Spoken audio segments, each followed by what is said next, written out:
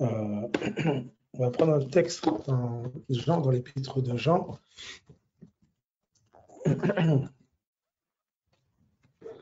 Dans l'épître de Jean.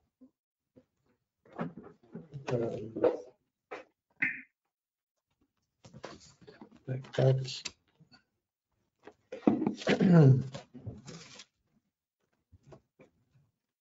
Ok.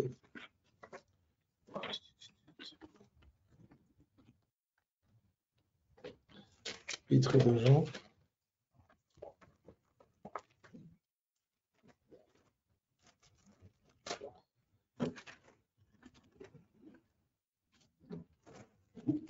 Tac, tac. Ok, secondo.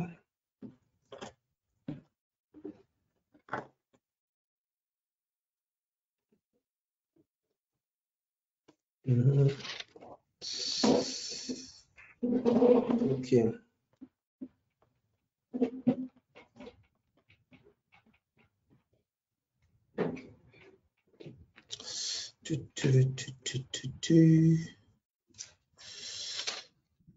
Jean, dessus.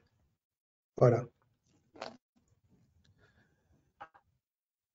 Ok. Alors, regardez. Ok. Donc, on va prendre 1 Jean. On va prendre 1 Jean chapitre 5. 1 Jean chapitre 5 à partir du verset 1er. Ok. 1 Jean chapitre 5 à partir du verset 1er. Quiconque croit que Jésus est le Christ est né de Dieu. Quiconque croit que Jésus est le Christ est né de Dieu. Et quiconque aime celui qui l'a engendré aime aussi celui qui est né de lui. Écoutez bien. Quiconque croit que Jésus est le Christ est né de Dieu. Et quiconque aime celui qui l'a engendré, donc celui qui a engendré Christ, c'est-à-dire notre Père, le Père, quiconque aime donc le Père, aime aussi celui qui est né de lui. C'est-à-dire que si tu aimes Dieu, tu aimes forcément celui qui est né de Dieu. Donc si tu n'aimes pas celui qui est né de Dieu, tu es suspect. C'est pour ça que Pierre n'est pas allé loin. Pierre, il dit, Jésus dit à Pierre, Pierre, m'aimes-tu? Pierre dit, oui, oui. Il dit, ok, paie mes brebis. C'est-à-dire, l'amour pour Dieu, il est incarné par ton amour pour l'humanité. Parce que je vais toucher à ça, principalement à ça, c'est très important. Parce que ce n'est pas ton amour seulement pour les chrétiens. Non. Je vais expliciter ça. Alors, regardez ceci. Puis on va voir aussi de quel amour. Allons ensemble. On dit au verset 3. Verset 3. Car l'amour de Dieu consiste à garder ses commandements. Parce que, écoutez, comment tu aimes quelqu'un physiquement? Tu peux avoir ta définition de l'amour physique, c'est-à-dire l'amour charnel, naturel. Tu vois quelqu'un en face de toi, tu aimes la personne, vous avez des jeux de regard, vous avez de l'affection, vous avez des actions, voilà.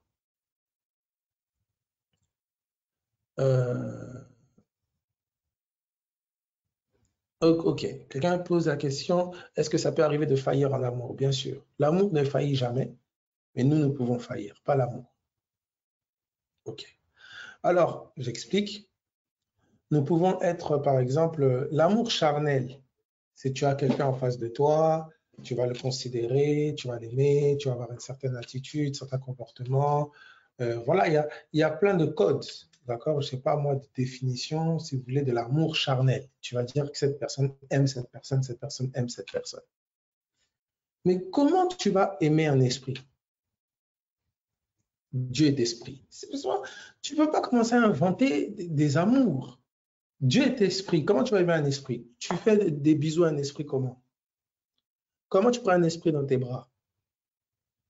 Comment tu aimes un esprit? Assis-toi, commence à réfléchir à cette question. Je ferme les yeux, je me concentre, je dis je t'aime, je t'aime. Arrête, arrête. Comment tu aimes un esprit? C'est ça. Regardez ce qui est dit ici. Regardez ce qui est dit. Car l'amour de Dieu, on vous dit en fait ici, car l'amour divin, d'accord? L'amour divin, on n'a pas dit l'amour humain. Tu sais, quelqu'un peut te dire quelque chose, tu gardes ce qu'il te dit, ça ne veut pas dire que tu l'aimes. Ah oui, quelqu'un peut te dire quelque chose, tu gardes ce qu'il dit, etc. Ça ne veut pas forcément dire que tu l'aimes. Écoutez ce qui est dit ici. On est dans 1 Jean chapitre 5 à partir du verset 3. On est en train de parler de l'amour divin. Donc, on ne parle pas d'un amour humain.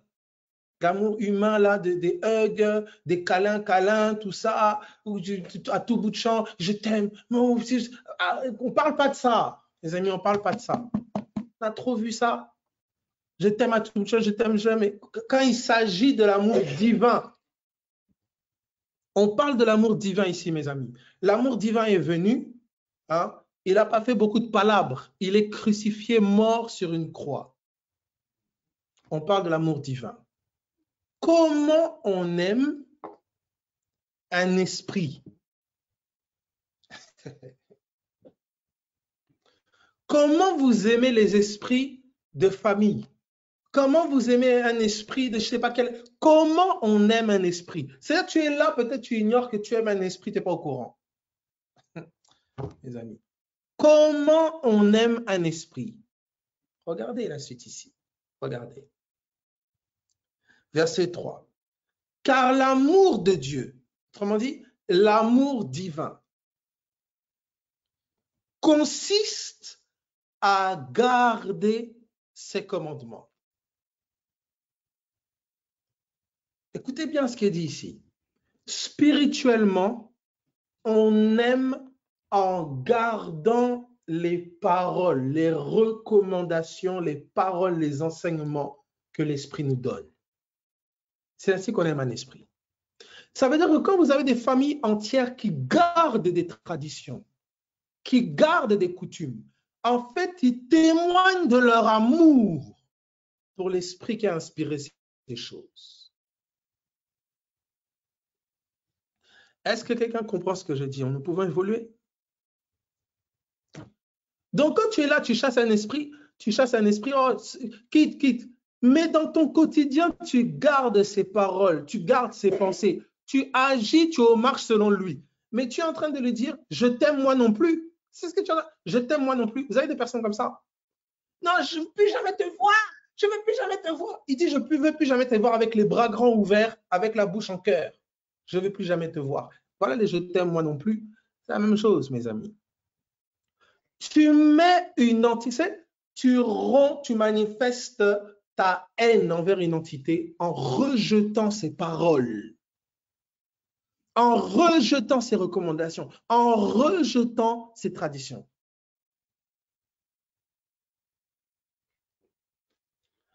Alors, pas bonne, sous ton toit, avoir prié, tu peux faire quoi? Ok, quelqu'un dit, mais Abel, si quelqu'un écoute des musiques pas bonnes sous ton toit, à part prier, tu peux faire quoi? Ce n'est pas un problème. Car source de conflit. Ce n'est pas un problème. Quelqu'un peut écouter des musiques pas bonnes, ça, ce n'est pas un souci. Ce n'est pas parce que quand tu marches dans la rue, c'est comme si tu me disais, par exemple, tu marches dans la rue, tu croises des hommes qui vont t'aborder.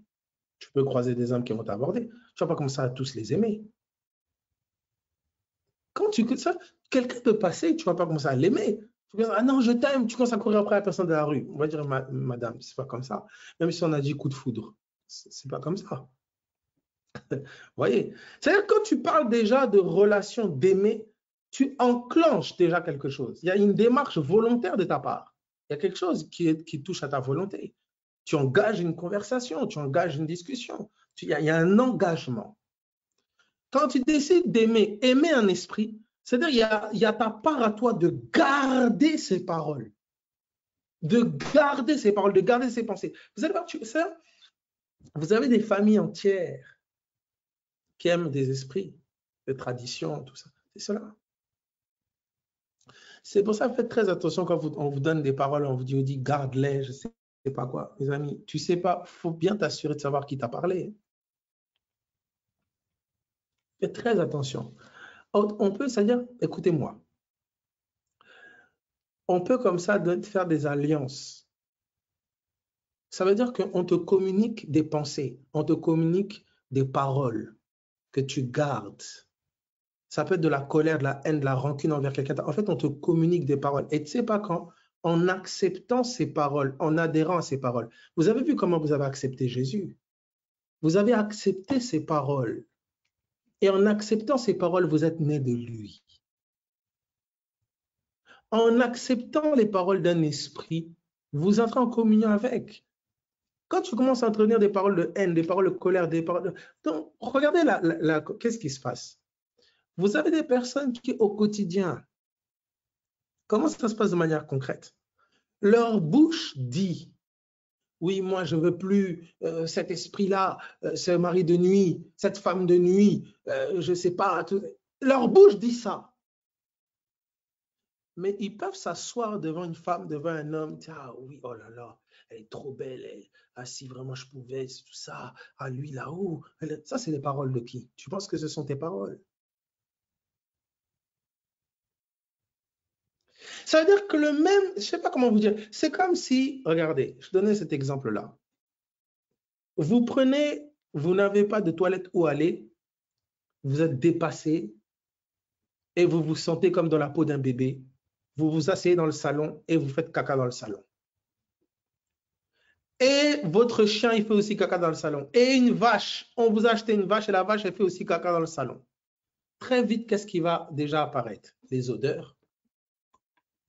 Et plus vite, qu'est-ce qui va très vite apparaître? Les mouches. Maintenant, dites-moi, quelqu'un arrive et dit, ah, mais il y a beaucoup de mouches chez toi. Oh, ça sent mauvais. Et puis la personne commence à pomper du parfum ou essaye d'ouvrir les fenêtres pour faire sortir l'odeur, faire partir les mouches. Les mouches partent, l'odeur se dissipe, on referme les fenêtres. L'odeur ne va pas revenir. C'est-à-dire que c'est comme si tu essayais de couper les fruits d'un arbre pourri sans aller à la racine. Mets tous les excréments dehors. Tu mettras les mouches et l'odeur dehors. Mais essaye de combattre les mouches et les odeurs en gardant les excréments. Tu fais un travail vain. C'est ce qui arrive dans beaucoup de vies. Oh Satan, je te chasse, je t'attaque, je te fais une clé de bras, je te fais une prise. Ah, il te regarde, oui, oui, je m'en vais, je m'en vais, je m'en vais. Il te laisse les excréments, bien ça, il te les laisse bien dans la chambre. Et puis toi, comme ta mentalité n'est pas renouvelée, tu gardes aussi les excréments dans un coffret, tu les entretiens, et puis tu dis aux gens, t'as vu? Tu as vu ma nouvelle décoration? C'est quelqu'un de normal, il te regarde, les anges te regardent, ils disent, c'est pas possible. Tu gardes la même colère, la même rancune, la même amertume, les mêmes attitudes, les mêmes comportements. Tu défends des cultures, des traditions, des idées familiales, des idées complètement archaïques. Tu sais, tu prends des positions de fierté, d'orgueil, de toutes ces choses. Mais tu es en communion, tu es en communion avec des entités. C'est ça. C'est pour ça qu'est-ce que la parole fait? Pourquoi Jésus a dit, vous connaîtrez la vérité et la vérité vous affranchira? Pourquoi il a dit ça? Parce que la vérité va cleaner ta chambre. La vérité va nettoyer la chambre de ton cœur. Les mouches seront comme là en apparence, encore les odeurs, tout ça. Mais il est en train de traiter la racine. Il est en train de nettoyer les excréments qui sont là depuis. Et tu verras qu'au fur et à mesure, les mouches n'auront plus autour de quoi tourner. Ils lavent ta mentalité. Ils changent ta manière de penser.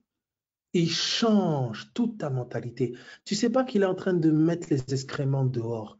La mentalité, les paroles, les positions que tu défends, tu es en train de défendre la présence des mouches et des odeurs dans ta chambre.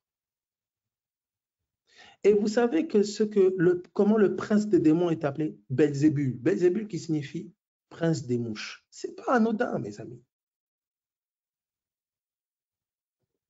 Là où il y a la mort, là où ça sent mauvais, là, il y a des mouches. Checkez. Tout le monde s'est mis hors école de délivrance, spécialité de chasseur de mouches. Tu ne peux pas être chasseur de mouches sans être nettoyeur d'excréments. Tu vas être ridicule. Que celui qui a des oreilles entende ce que j'ai dit. Écoute, alors mes amis, si tu commences à chercher des excréments dans ton salon, je parle en parabole. Le salon, c'est ta chambre, c'est ton cœur. Le salon, c'est ton cœur. Les mouches, c'est les esprits mauvais. Les démons, les esprits, les ténèbres. Et les excréments, c'est le péché. Les mauvais raisonnements, mauvaises pensées, les pensées impures, tout ce qui est ennemi de la parole de Dieu que tu entretiens dans ton cœur.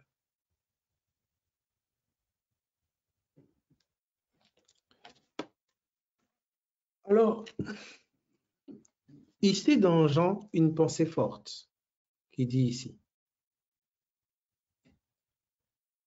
Alors, quelqu'un dit, oui, mais Abel, si quelqu'un écoute des musiques pas bonnes, oui, d'accord, c'est un problème. Ce que souvent on croit est ta faute, dans notre âme et nous-mêmes, car nous avons toute autorité en Christ. Pardonne, même demande pardon et rends grâce, Seigneur, cette personne est déjà pleinement sauvée.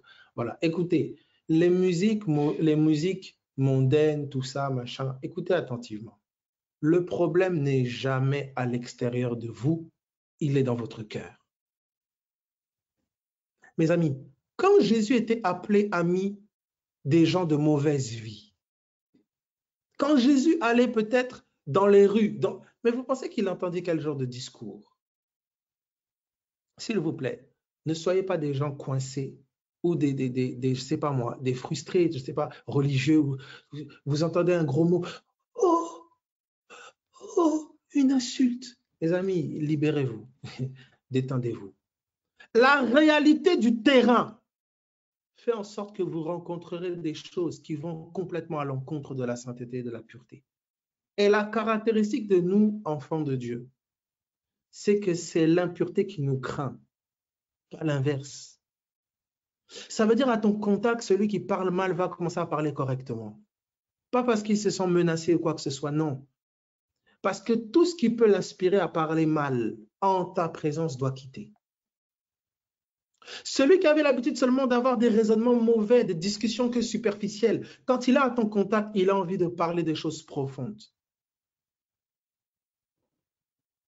Écoutez, le problème n'est jamais à l'extérieur de vous, premièrement. C'est au-dedans. Prenez avec moi Jean chapitre 11. Jean chapitre 11. Vous entendez pourquoi Jésus disait, le prince de ce monde n'a rien de lui en moi.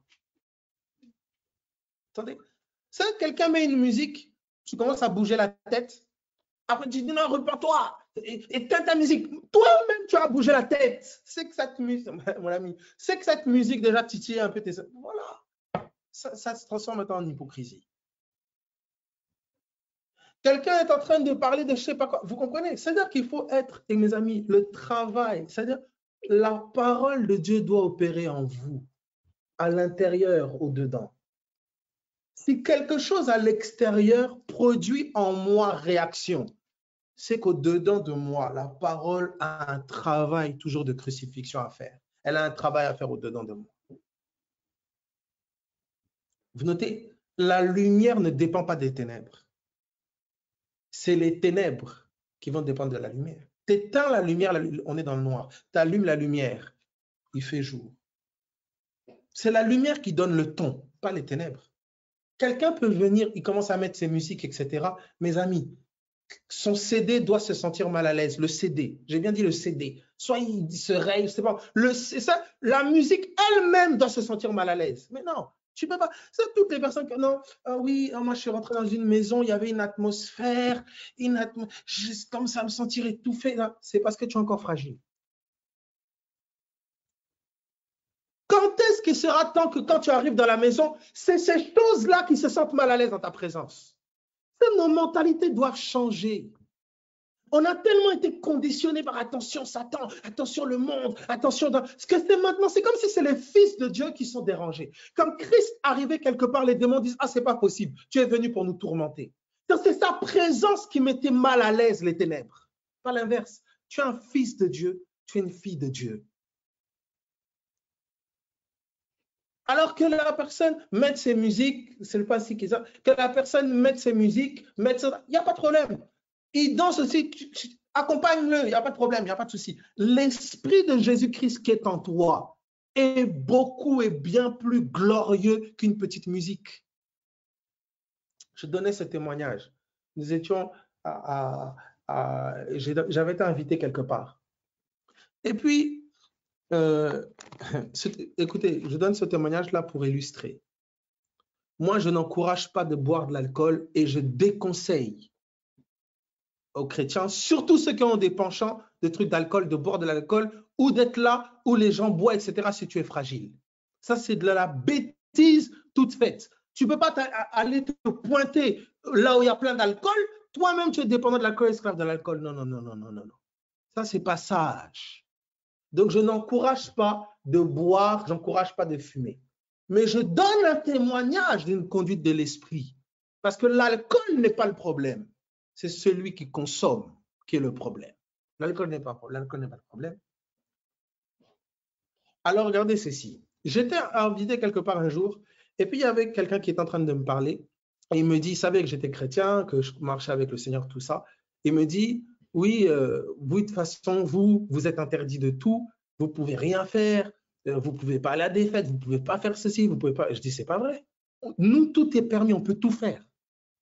Il me dit n'importe quoi, mais non, si tu crois en Dieu, forcément, il y a des trucs que tu ne peux plus faire. Ça. Non, ce n'est pas qu'il y a des trucs que je ne peux plus faire. Je n'ai plus envie de les faire. Il y a quelque chose en moi qui m'anime, qui ne voit pas l'utilité à faire ça. Il me dit, mais non, bah, j'ai dit, écoute, qu'est-ce qui te vient en pensée là de ça? Il me dit, voilà, vous n'avez pas le droit de boire, par exemple. Je dis, OK, prends-moi, mets-moi un verre là tout de suite. Je crois que c'était un verre de, je ne sais pas quel alcool, c'est whisky, je ne sais pas quel alcool là, tout ça. Je dis, mets un verre. Et puis il me dit, ah, mais comment ça? Je dis, mais mets-moi un verre là tout de suite. Et puis choqué parce qu'il me connaît, tout ça, machin. Et il met un verre et tout ça, vraiment intimidé et tout ça. Et je prends le verre, tac, cul sec, je finis, je bois. Je regarde, je dis donc. Et puis il me regarde abasourdi, complètement ébahi et tout ça. Et j'ai dit, tu vois la différence entre toi et moi? C'est que moi, je suis libre de ça, toi, tu en es esclave. Et il m'a regardé, il avait les larmes aux yeux. De cela, de cet acte-là, on a commencé à échanger et partager. C'était ce qui était un événement fait, je ne sais pas quoi, petit à petit, les gens ont commencé à s'ajouter au partage. Et ça a viré, ce qui était fait a viré à une prédication de la parole de Dieu. Ça veut dire un acte qui a défié sa conception du christianisme et de Jésus-Christ a ouvert une brèche au Saint-Esprit pour toucher. Est-ce que maintenant je veux dire aux gens, bah, allez, enivrez-vous, allez boire? Absolument pas. Absolument pas. Le Seigneur peut te conduire de manière spécifique parce qu'il y a des personnes qui ont des conceptions complètement tordues de Dieu. Ils pensent que les chrétiens, c'est des gens qui n'ont pas le droit de faire ça, pas le droit de faire ça. Non, ce n'est pas qu'on n'a pas le droit. On n'en voit pas la nécessité. Tu vas prendre mon temps dans une conversation de 2-3 heures à parler de bêtises, alors que ma bouche veut proclamer le royaume, partager les choses de l'esprit, grandir dans les choses d'en haut. Je vais passer 2-3 heures à critiquer, murmurer tel. Pourquoi faire?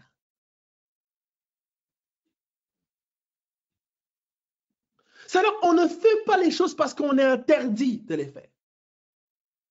On ne les fait pas parce qu'on n'a pas envie de les faire. On n'y prend plus goût. Et même parfois des choses où on a encore goût, on est encore tenté. Quand on se retrouve dedans, il y a un dégoût en nous. Parce que l'esprit du Dieu vivant est en toi. Alors, quelqu'un pose la question ici, ben pourquoi j'ai chuté alors? Tout simplement parce que tu n'es pas encore suffisamment affermi. Preuve en est. Si tu étais à l'aise avec ça, tu aurais chuté et rechuté, tu serais à l'aise avec ça, tu n'aurais pas envie de changer, tu n'aurais aucun dégoût. Ce dégoût ne vient pas de toi, il vient du Saint-Esprit. Vous comprenez? C'est une des premières phases de transformation, c'est que tu auras du mal à résister à la chose. Mais tombant dedans, il y aura un dégoût en toi. Quelque chose qui te rend comme témoignage que ce n'est plus ta place. Ce n'est plus toi, ça. C'est la première étape de la transformation. Ça se passe dans ton cœur. Tu auras l'impression de ne pas encore avoir les armes pour résister. Mais petit à petit, qu'est-ce qui se passe? À mesure que la parole grandit en toi, c'est l'exemple toujours que je donne avec Jésus. Bébé Jésus dans le ventre de Marie, il n'était pas suffisamment formé pour protéger Marie. C'est pour ça qu'on dit à Marie, Marie, on veut tuer l'enfant, fuis en Égypte, car on en veut à la vie de l'enfant. Ça veut dire que Marie devait fuir l'endroit où on voulait tuer bébé Jésus. Parce que bébé Jésus n'était pas suffisamment grand et fort pour sauver Marie. Mais quand bébé Jésus arrive à l'âge adulte et que l'esprit le revêt, Jésus ne fuit plus. Il poursuit les ténèbres de lieu en lieu et il en libère les victimes. Il y a un stade de croissance. Alors, il y a des nouveaux convertis zélés qui veulent faire, je ne sais pas, les warriors, les grands guerriers. Mon ami, va faire le grand guerrier, tu vas prendre une gifle, tu vas revenir dans des idées claires. Et voilà, c'est ça qu'on appelle le zèle amer. Quand tu viens de recevoir une révélation, un enseignement ou autre, chéris l'enseignement, affermis-toi dedans et ne sois pas prompte à agir, à vouloir agir.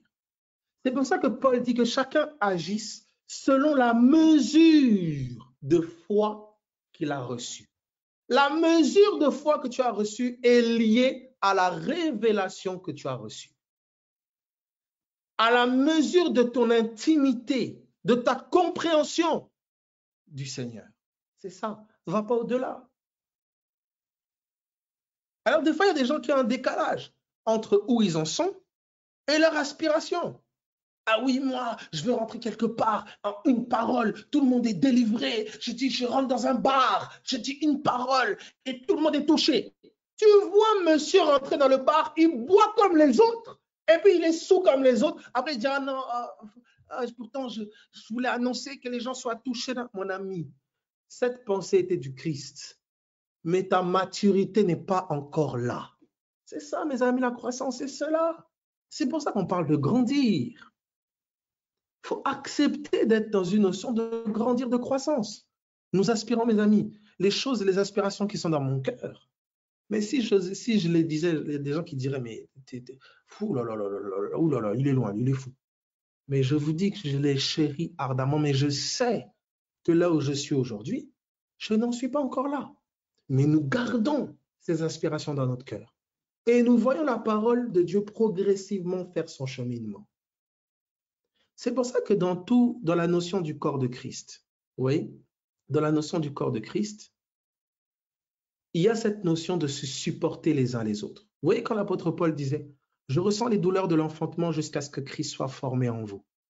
Parce que tant que Christ n'est pas formé dans quelqu'un, vous allez voir des erreurs. Vous allez voir la chair prendre l'ascendant. Vous allez voir la chair prendre le dessus. Si vous ne vous sacrifiez pas à supporter votre frère, supporter votre sœur, il va changer, mes amis. Qui va supporter jusqu'à ce que Christ soit formé? Et je vous dis toujours, spirituellement, Dieu est Père. Mais spirituellement, c'est l'Église qui est mère. Alors, vous voyez que il y a quelque chose, c'est très, très important. C'est pour ça que je suis en train de vous dire ici, quand on vous dit que la jeune fille sera sauvée quand elle deviendra mère, il y a cette notion naturelle Mais il y a une profonde notion spirituelle que Paul nous soulève. Parce que Ève était une femme, appelée femme. Mais Adam va l'appeler Ève, qui veut dire mère de tous les vivants. Ça veut dire celui qui va dire, voici celle qui est os de mes os, chair de ma chair, on l'appellera femme. Le même va l'appeler Ève, après, qui veut dire mère de tous les vivants. C'est-à-dire celle qui était femme est devenue mère. Qu'est-ce qui est mis en lumière là? C'est que la femme qui devient mère meurt à elle-même pour donner la vie. L'Église n'est pas censée rester au stade de femme. Elle est censée être mère. C'est-à-dire qu'il y a un moment où tu renonces à ta fierté. Tu meurs à ton orgueil pour que la vie prenne forme dans ton frère, dans ta sœur. Tu renonces à tes intérêts personnels.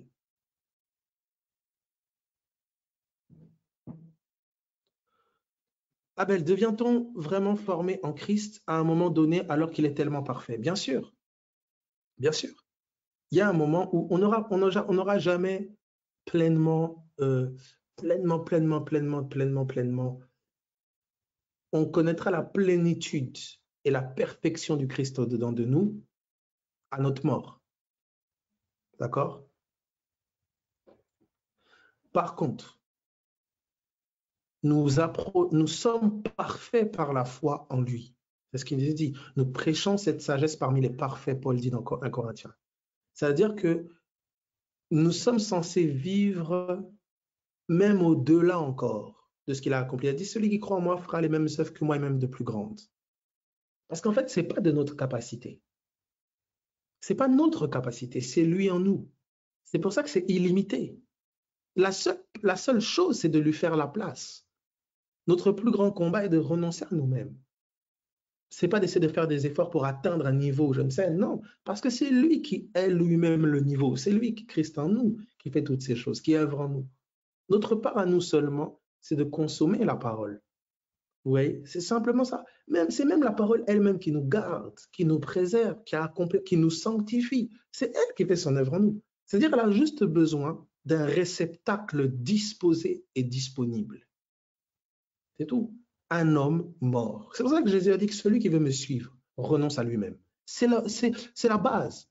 Quelqu'un qui s'aime trop, qui ne veut pas renoncer à lui-même, et vous voyez, c'est la caractéristique qui est mise en lumière. Une mère renonce à elle-même pour ses enfants. C'est quoi la caractéristique qui est mise en lumière quand la parole parle des parents? C'est qu'un parent met sa vie de côté, sa vie individuelle de côté, pour que son enfant vive. Quand ton enfant doit boire du lait, que le lait coûte 2 €, et qu'avec 2 €, tu voulais aller acheter un ticket de, je sais pas moi, pour aller au cinéma. Tu es en face d'un choix. Avec les 2 €, je vais au cinéma avec mes potes, ou j'achète du lait à mon enfant pour qu'il vive. Vous comprenez? C'est-à-dire que c'est ça qui est mis en lumière quand on nous parle de mère-père, de la notion biblique, de la spirituelle, je dirais. C'est quelqu'un qui s'est sacrifié. C'est quelqu'un qui meurt à lui-même. C'est pour ça que quand on dit faites de toutes les nations des disciples, c'est la même parole, d'accord? C'est la même parole que quand il est dit faites de toutes les nations des disciples, c'est la même parole que dans Genèse, quand il dit multipliez-vous. Alors le problème, c'est celui-ci. C'est souvent on lit comme ça, multipliez-vous. Jésus, on dit multipliez-vous. Mais multipliez-vous comment? Sans le vivre, tu ne sais pas. Tu t'imagines, moi, je viens dans une maison, il y a un homme et une femme, je dis, allez, multipliez-vous. Et puis, ils se regardent, ils disent, bon, multiplions-nous. Allez, multiplions-nous. Et ils se répètent ça tous les jours. La parole ne t'a pas expliqué comment. Il faut le vivre. Maintenant, regarde le processus dans le multipliez-vous. L'homme qui connaît la femme, fécondation, 9 mois, de grossesse, accouchement. Dans la petite parole là, multipliez-vous. Regarde tout ce qu'il y a comme processus. Quand Jésus dit faites de toutes les nations des disciples, les gens vont dire faites de toutes les nations des disciples. Ah, voilà. Et mes amis, vous comprenez?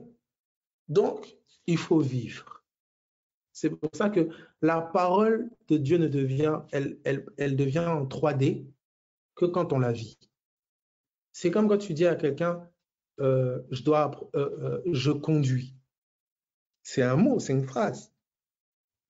Un sujet, un verbe, je conduis.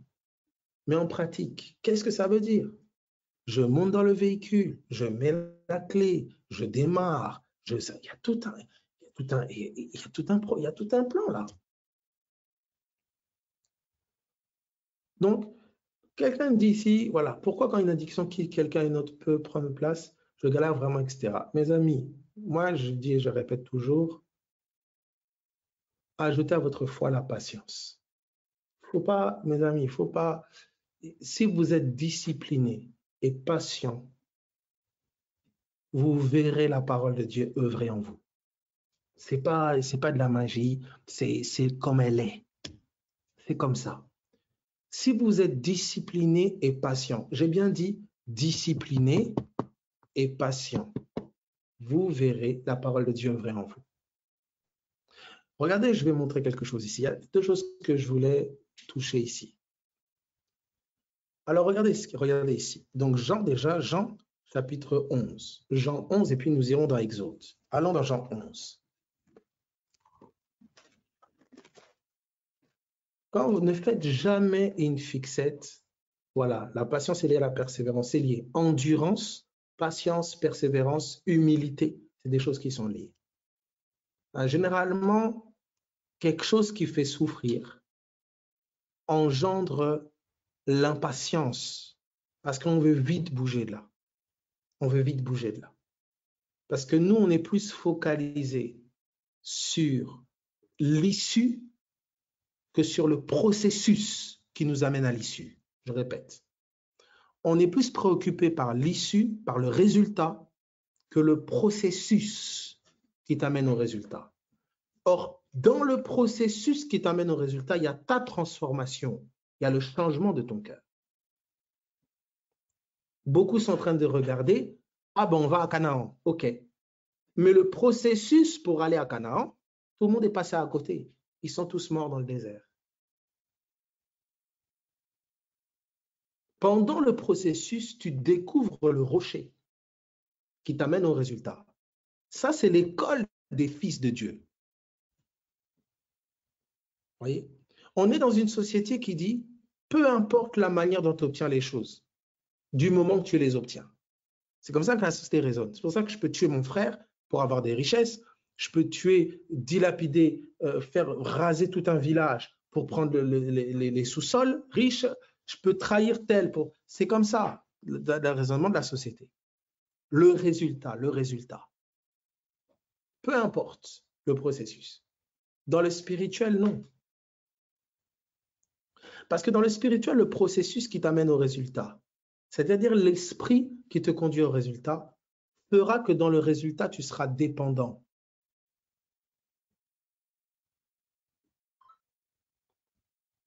Tu es esclave de la main qui donne. Oui. Donc, c'est pour ça que alors, ce processus-là, c'est ça que nous partageons. C'est ça que nous partageons. C'est ce rapport avec la parole de Dieu. C'est la parole de Dieu qui te fait entrer dans le processus de guérison, de délivrance, tout ça. Mais les gens voient la parole de Dieu comme, c'est pas une blague. Prenez la parole de Dieu au sérieux. Lisez votre Bible comme si votre vie en dépendait. Méditez la parole de Dieu comme si on... Mais vous allez voir la parole de Dieu bouger autour de vous, en vous. Je vous dis la vérité. C'est pour ça que quand Ésaïe dit, qui a cru à ce qui nous était annoncé? Regarde comment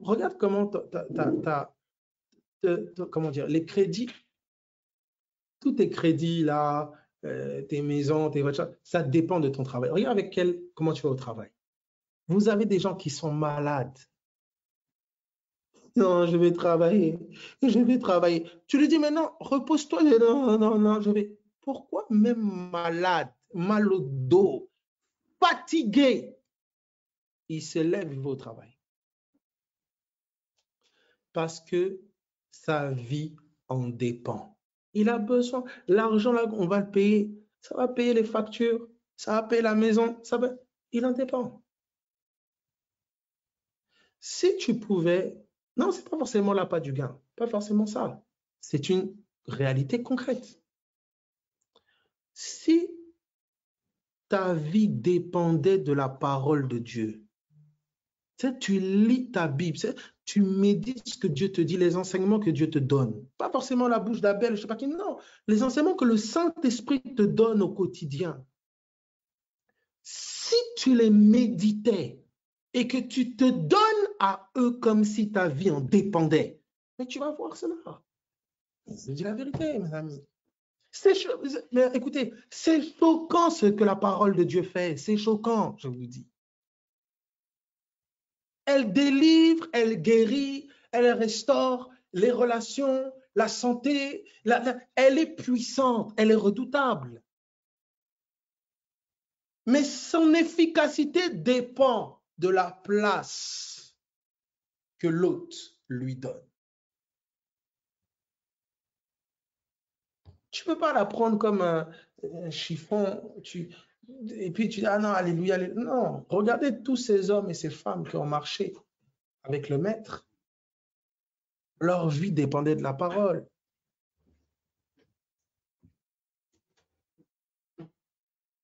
Leur vie dépendait de la parole. Regardez la suite, regardez la suite. Et je ne peux pas dire que ma vie dépend 100% de la parole, ce n'est pas vrai. Il y a encore des avis, des pensées, des décisions, des choses que je fais ou que je pense qui ne sont pas pleinement encore dépendants de la parole. Je mentirais. C'est clair, une vie dépendante à 100% de la parole, ça donne Jésus. Voilà. Donc c'est simple. Si je ne suis pas exactement comme le Maître, c'est que ma vie ne dépend pas à 100% de la parole. Il ne faut pas faire des grandes mathématiques là, c'est simple. Donc quelqu'un qui te dit, frère, je médite tous les jours, je sonde ma vie vraiment, tout ça, mais pourtant, il n'y a rien. Tu mens. Tu mens. Arrête, faut être, je ne sais pas moi, il faut être honnête. Soit tu mens, soit tu as commencé il y a 2 minutes. Non, je ne sais pas. Des fois, c'est même assez troublant. Écoutez, tu ne peux pas, écoutez, même en prison, des hommes qui se sont rendus dépendants de la parole ont été visités par le ciel en prison, entre 4 murs.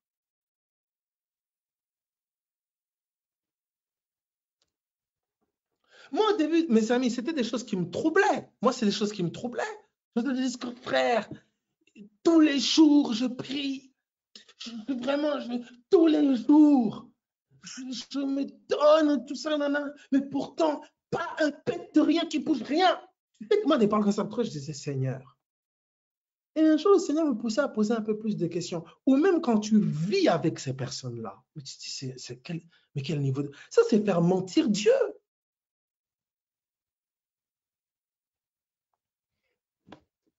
Tu ne peux pas te consacrer à 100% à la parole de Dieu sans que celle-ci n'agisse en toi ou à l'extérieur de toi. Ce n'est pas possible. Sinon, ce n'est pas la parole à laquelle tu t'es consacré. C'est peut-être la Bible, une religion ou des faux enseignements. Ce n'est pas la parole de Dieu. Il faut qu'on, écoute, mes amis, il faut qu'on se dise les choses claires, nettes. Il ne faut pas qu'on tergiverse, qu'on fasse des gymnastiques ou autre. Ce n'est pas possible. Tu ne peux pas t'être consacré à l'enseignement christique sans que celui-ci n'ait bouleversé ton cœur, fait un travail en toi ou te tienne dans l'épreuve, ou même si à l'extérieur rien ne bouge. Tu vas voir à l'intérieur des choses bouger, tu vas faire des rêves, tu vas recevoir des paroles, il y a des choses qui vont se passer. C'est-à-dire que ton dedans va te maintenir pour résister à ce qui se passe à l'extérieur de toi. C'est clair.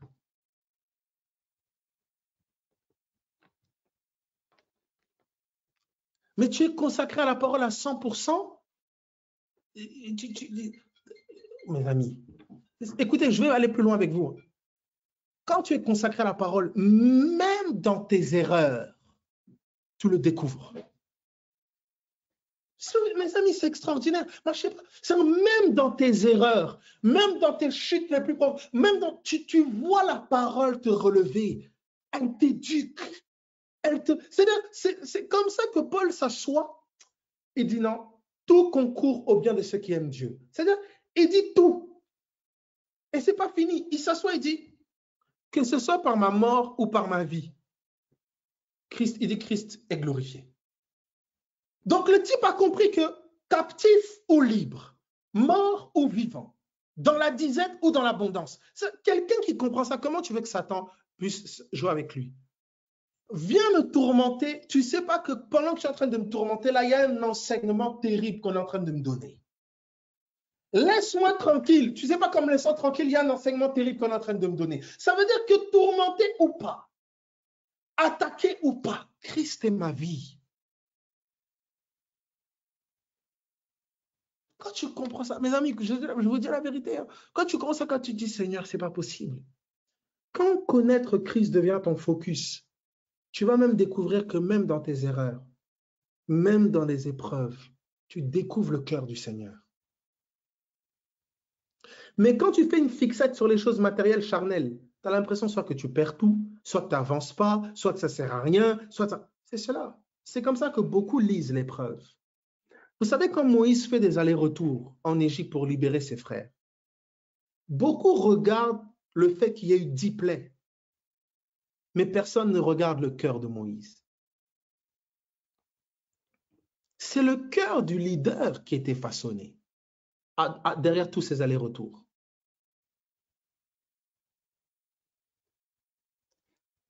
Vous savez, beaucoup passent à côté parce que beaucoup ne regardent plus les cœurs. Quand Jésus est venu, il a mis en lumière les cœurs. Vous voyez une famille qui réussit. Vous voyez un groupe de personnes qui réussit. Personne ne s'interroge sur les cœurs. Faites passer cette famille par l'épreuve. Faites passer ce groupe par l'épreuve. Vous saurez qu'est-ce qui anime leur cœur. Alors commencez à pleurer. Mais Dieu le savait déjà depuis longtemps. Parce qu'on ne juge que d'après ce qui frappe aux yeux.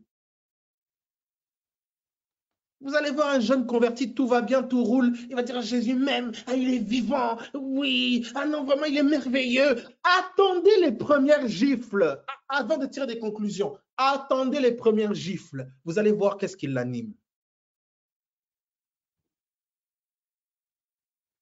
Vous voulez voir la qualité d'une famille, la qualité d'un groupe. Attendez le feu. Attendez quand l'extérieur est mis en péril. Alors vous saurez ce qui siège à l'intérieur. Et le constat est triste. C'est comme ça que Paul a dit à Timothée, Timothée, ne sois pas prompte à reconnaître quelqu'un dans l'autorité, à imposer les mains. Sois pas prompte.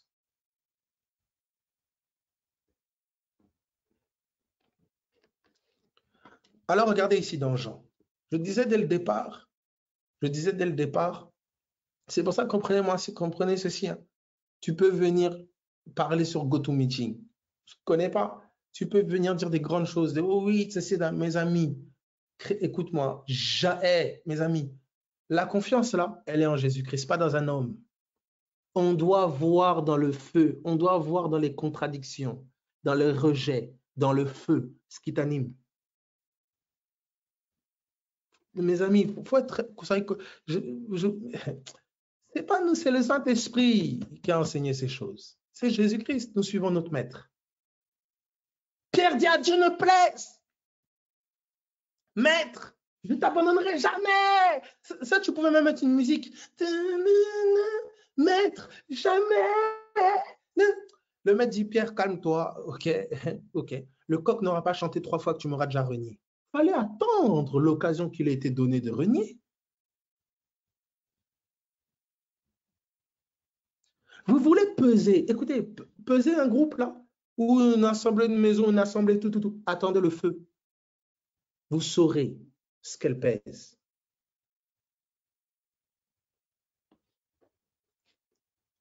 Est-ce que ça va pour tout le monde? C'est pour ça, Paul, pour lui, c'était très important, les épreuves. Pourquoi il disait, je me réjouis dans les afflictions? Pas que les afflictions étaient agréables, mais ça permettait de mettre en lumière dans sa vie ce qui n'était pas centré sur Jésus-Christ. Son amour pour Jésus, son désir de connaître Christ, faisait que les afflictions pour lui avaient une autre saveur.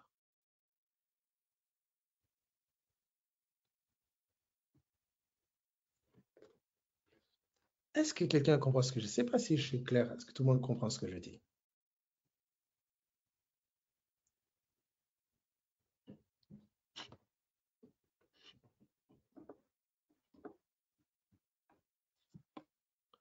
Alors, OK, de centrer.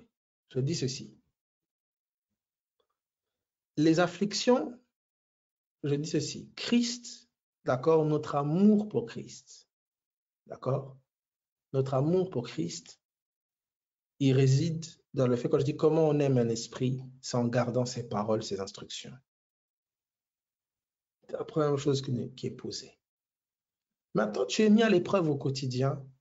Ce n'est jamais à cause de l'épreuve. C'est jamais l'épreuve ou les ténèbres le problème. C'est ce que je vais prendre avec vous ici dans Jean 11. C'est jamais les ténèbres le problème, premièrement. Mais c'est le manque de lumière en nous. Maintenant, beaucoup diront, ah oui, mais moi, cette lumière-là, elle vient de par la parole de Dieu, qui est méditée, ruminée au quotidien. Alors, beaucoup diront, mes frères, moi, je médite au quotidien, je prie des heures, je suis plongé, mais pourtant, il n'y a rien qui se passe, il n'y a rien. Je dis, il faut arrêter de mentir. Si rien ne semble se passer à l'extérieur à tes yeux, je peux l'entendre. Mais que rien se passe au-dedans de l'invisible et dans ton cœur, ce n'est pas possible. La parole de Dieu est vivante. Soit Dieu est un menteur, soit c'est toi qui mens. Je préfère croire que Dieu dit la vérité, c'est toi qui mens. La parole agit. Le point, c'est qu'elle agit d'abord dans l'invisible. C'est-à-dire, elle agit d'abord dans ton cœur, pas à l'extérieur. Premièrement, en toi. Donc, ça veut dire que même si à l'extérieur, tu ne vois rien, ta conception même du problème change. Ce que tu as appelé géant, tu commences à l'appeler moustique. Pourtant, ça a toujours la même taille. Mais c'est parce que la parole dans ton cœur te donne le regard du ciel sur la situation. Donc, même quelqu'un qui passe dans le feu, vous entendez d'après ses paroles. Qu'est-ce qui l'anime? Les espions n'avaient pas encore pris Canaan. Que déjà, juste en ayant espionné et observé, 2 rapports. Premier rapport, les 10 espions, nous étions à leurs yeux, à nos yeux, comme des sauterelles. Vous êtes déjà des sauterelles à leurs yeux. Comment voulez-vous que des sauterelles prennent le pays? Ils étaient déjà conquis avant même d'avoir pris Canaan. Mais un autre rapport, Dieu nous a donné le pays. Leur ombrage n'est plus là. Dieu nous a donné le pays. Vous comprenez? La conquête de Canaan s'est d'abord faite dans les cœurs. C'est-à-dire la parole de Dieu, même si vous voyez quelqu'un dans une situation quelconque, etc., vous saurez combien la parole règne en lui à la manière dont il va parler de la situation, à la manière dont il va percevoir la situation, à la manière dont il va percevoir ses esprits mauvais, les démons et autres. Vous allez voir, en fait, quand la parole va commencer à travailler en lui, vous allez voir que sa perception de l'oppression, sa perception des ténèbres, sa perception de la circonstance change parce que la parole transforme son cœur. Et c'est de l'abondance du cœur que la bouche parle.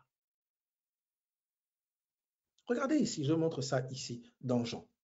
Allons ensemble dans Jean chapitre 11. C'est d'abord le cœur qui est transformé. La victoire sur la chose est déjà dans ton cœur. Quand Jésus dit, si tu dis à cette montagne, ôte-toi de là et jette-toi dans la mer, si tu crois dans ton cœur que cela arrive, la montagne se déplace d'abord où? Dans ton cœur. C'est dans ton cœur que la montagne se déplace. Le combat n'est pas à l'extérieur. Ce n'est pas la montagne extérieure que je parle. C'est à la montagne du cœur. Tu vois déjà un esprit qui commence à crier. Dans ton cœur, tu es paniqué. C'est chaud. Mais comment tu prends position comment? Mais quand tu sais dans ton cœur que c'est un lion face à un cafard, c'est dans ton cœur d'abord. Tu vas voir que l'esprit va sauter, va s'agiter. Il va même pas, il saura pas te toucher. C'est dans ton cœur que l'évidence de la victoire de Christ doit être posée. Et c'est pour ça que nous passons du temps dans la prière et la méditation. Parce que le lieu et le siège de la vérité, c'est nos cœurs, c'est pas l'extérieur. Mais on a tellement façonné l'Église sur les éléments extérieurs, l'apparence, que l'Église vit dans l'apparence. Donc, ce qui fait que vous allez voir quelqu'un avec des grosses maisons, voitures, sans statut social, on va dire, ah, il est spirituel, ah, il est béni. Alors que vous n'avez aucune idée de son processus de cœur, de comment la parole travaille au-dedans de lui. Et il suffit de l'approcher pour voir que ce n'est pas un homme spirituel, ce n'est pas une femme spirituelle. Beaucoup cachent leur maigreur spirituelle derrière l'opulence du matériel. Beaucoup cachent leur anorexie spirituelle derrière l'obésité du matériel. C'est-à-dire que vous voyez oh, la grosse maison, grosse voiture, vous dites oh là là, vraiment Dieu il est béni. Quand vous l'approchez comme ça, vous voyez que spirituellement, et c'est pas difficile. Une attaque spirituelle va venir, vous allez voir la personne, vous êtes choqué. Les propos, l'attitude, le comportement, c'est ça. C'est pour ça que l'armure du soldat ne vous trompe pas.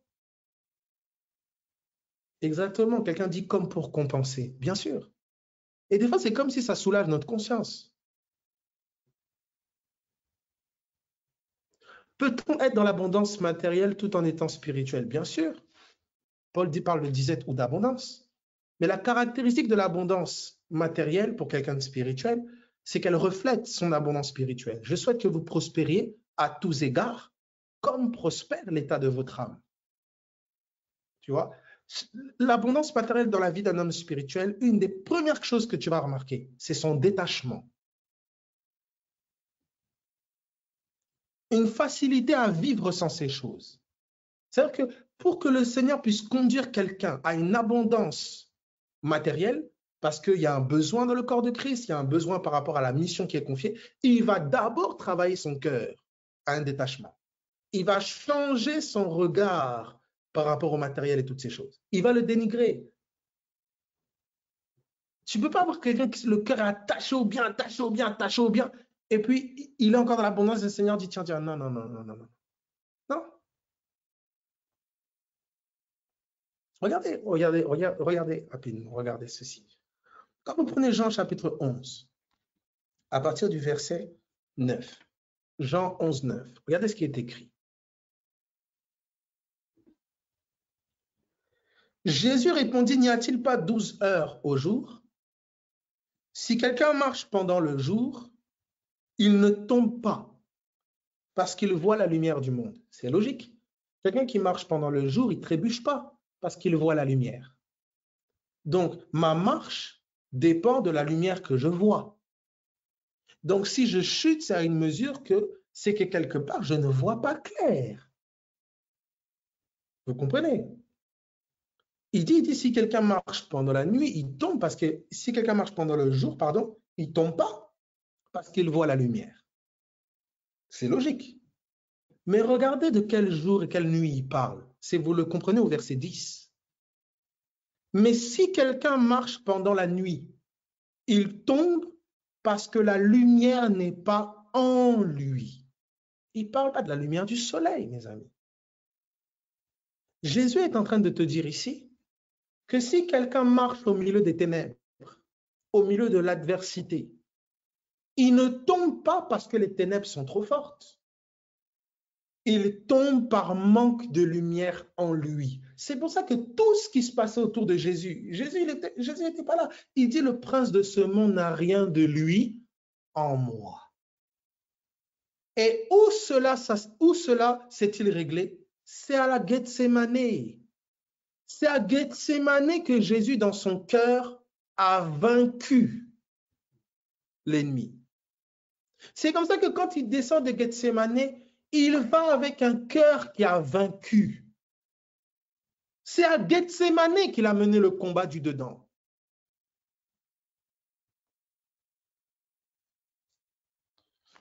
sais pas, est-ce que quelqu'un comprend ce que j'ai dit?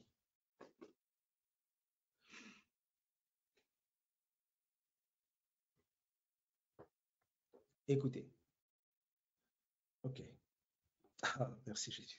Je terminerai sur Jean. Alors dans Jean chapitre 6. On va d'abord prendre Genèse. Genèse, prenez d'abord Genèse, s'il vous plaît, nous terminons là-dessus. Genèse, chapitre 3, à partir du verset 19. Genèse 3, 19. Genèse 3, 19. Ça va pour tout le monde? Genèse 3, 19, c'est bon? Je lis. Mettez Y, s'il vous plaît, est-ce que c'est bon? Je ne sais pas si on m'entend pas, allô? Oui, ok. C'est à la sueur de ton visage que tu mangeras du pain, jusqu'à ce que tu retournes dans la terre. C'est à la sueur de ton visage que tu mangeras du pain. D'accord? Donc, il fait référence au travail. Quelqu'un comprend ce que j'ai dit? Il fait référence au travail. Voilà. Il dit, c'est à la sueur de ton visage que tu mangeras du pain. Maintenant, vous devez, quand vous lisez comme ça, dire, ah, ok, c'est à la sueur de ton visage que tu mangeras du pain, jusqu'à ce que tu retournes dans la terre, d'où tu as été pris, etc., etc. Maintenant, notez ceci. Nous allons dans Jean chapitre 6.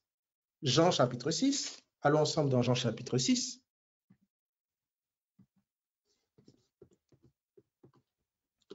Ça va pour tout le monde. Jean chapitre 6. À partir du verset... Tac, tac, tac. Jean chapitre 6 à partir du verset 20 quelque chose. Jean chapitre 6 à partir du verset 27. Est-ce que ça va pour tout le monde? Jean 6, 27. Est-ce que c'est bon? Mettez Y. Jean 6, 27. OK.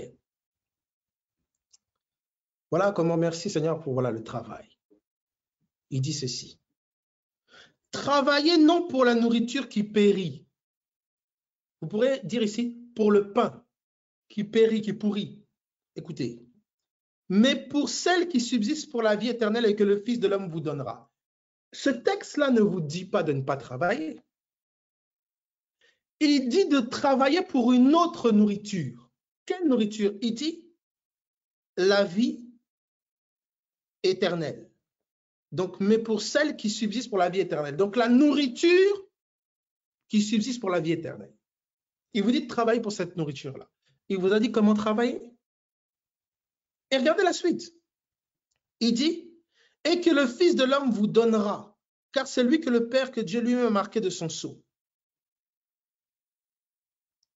Donc ici, il est en train de vous dire, arrêtez, ne travaillez pas premièrement pour la nourriture qui périt. Écoutez bien la parole de Genèse. C'est à la sueur de... il dit quoi? C'est à la sueur de ton visage que tu mangeras du pain. Donc c'est travailler pour manger. Oui, oui. Maintenant, Jésus arrive et dit, écoutez, ne travaillez pas pour la nourriture qui périt. Donc, il est en train, ok, d'accord. Donc, tu es en train de nous parler d'un autre type de travail, d'un autre type de nourriture. Ce n'est pas la première fois qu'il nous fait mention de ça. Dans le désert, on dit transforme ces pierres en pain. Jésus répond, l'homme ne se nourrira pas de pain seulement, mais de toute parole.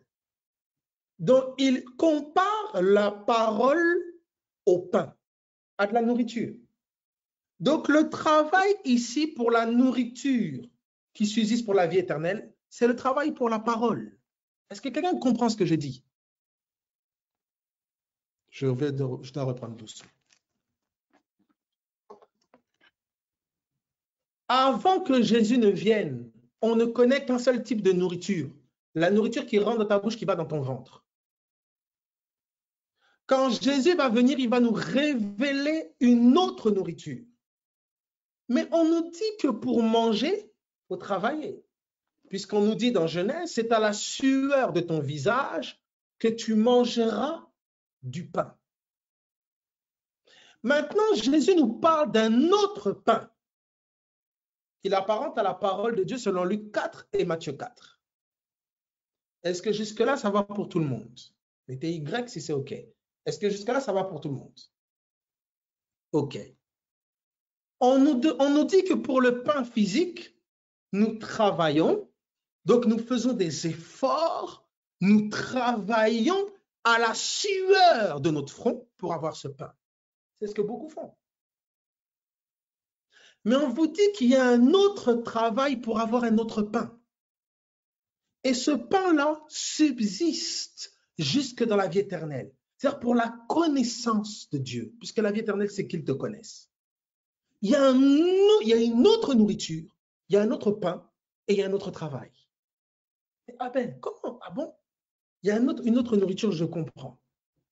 On ne se nourrira pas de pain seulement, mais de toute parole. OK, donc la parole, c'est cette autre nourriture. Nous devons travailler aussi à la parole, oui, oui. Comment? Alors, je dois regarder si mon maître, quelque part, a sué. Oh, Jésus-Christ. Quelqu'un peut comprendre ça.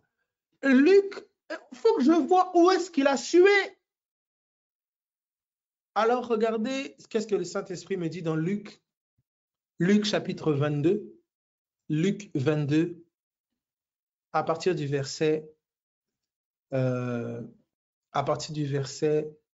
40.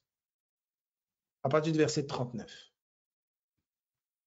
Luc 22, 39. Vous allez voir où est-ce qu'un fils de Dieu travaille. Mais c'est dans la prière. Mais regardez, vous allez voir cela.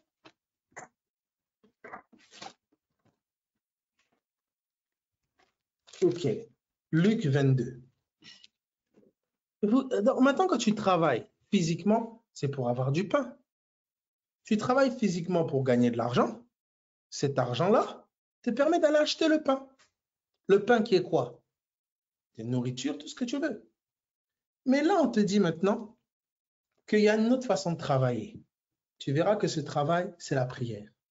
On t'explique que la monnaie du ciel, ce n'est pas l'argent physique. Venez acheter sans argent, Ésaïe te dit. Comment tu peux acheter sans argent? Puisque c'est avec l'argent qu'on achète. Ça veut dire qu'il y a une autre monnaie d'échange. C'est ta foi. Dans la prière, la foi naît dans le cœur par la parole qui t'est révélée. C'est dans la prière que nous travaillons. Attendez, on arrive. Regardez ceci. Voilà, c'est pourquoi beaucoup dans les assemblées, c'est devenu des businessmen. Ils travaillent, c'est géré comme une entreprise, avec le travail humain. Équipe de marketing, équipe de comptabilité, équipe de... En fait, c'est à la sueur de son travail. C'est pour ça d'ailleurs qu'il faut un salaire. Pour celui qui travaille sur ses genoux, c'est là qu'est notre vrai travail en vrai. Regardez ici, c'est ce que notre maître nous a enseigné. Regardez la suite ici. C'est comme ça, vous comprenez quand il dit « Nuit et jour, je fléchis les genoux ». Combien de personnes travaillent nuit et jour? Ils rentrent à la maison du travail, ils bossent encore. Ils retournent nuit et jour. D'autres, ils font des gardes de nuit, tout ça, etc. Nuit et jour. Quand tu transposes ça maintenant pour l'esprit, regardez ceci. Luc 22, j'ai dit verset combien? 39. Après être sorti, il alla selon la coutume à la montagne des Oliviers. Ses disciples le suivirent.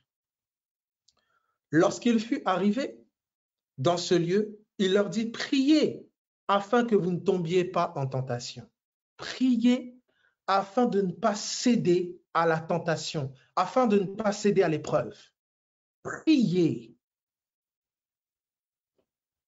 Non, il est en train de nous expliquer comment il a tenu dans le désert. Il dit priez. Il continue. Il dit, puis il s'éloigna d'eux à la distance d'environ un jet de pierre, et s'étant mis à genoux, il pria, disant, Père, si tu voulais éloigner de moi cette coupe, toutefois que ma volonté ne se fasse pas, mais la tienne. Il est en train de lutter, il y a sa volonté, il ne veut pas, mes amis. Mais l'âme ne veut pas. Il y a des pensées qu'il ne veut pas. Les gens qui disent, oui, Jésus, mes amis, Jésus a eu chaud. Il y a une lutte dans le cœur. Mais il dit, non pas ma volonté, ta volonté. C'est dans la prière que tu apprends à incliner ton cœur à ce que lui veut. Et tu sais quand tu lâches. Il lâche sa volonté. Et regardez ce qui se passe. Il est dit, étant en agonie, il priait plus instamment, plus intensément. Et sa sueur devint comme des grumeaux de sang qui tombaient à terre. Voilà où Jésus a travaillé. Regardez maintenant le fruit du travail. Après avoir prié, il se leva et vint, regardez, étant en agonie, non plus haut, pardon. Alors, regardez, alors un ange lui apparut du ciel pour le fortifier. Étant en agonie, il priait plus instamment et sa sueur devint comme des grumeaux de sang qui tombaient à terre. Vous voyez son compagnon de service. C'est un ange vient le fortifier dans son travail, dans la prière. C'est-à-dire, déjà, tu vas comprendre, regardez, premièrement, déjà, autre type de travail. Et vous avez vu que quand vous rentrez dans le travail d'en haut, pour le pain d'en haut, vous avez le soutien d'en haut. Regardez.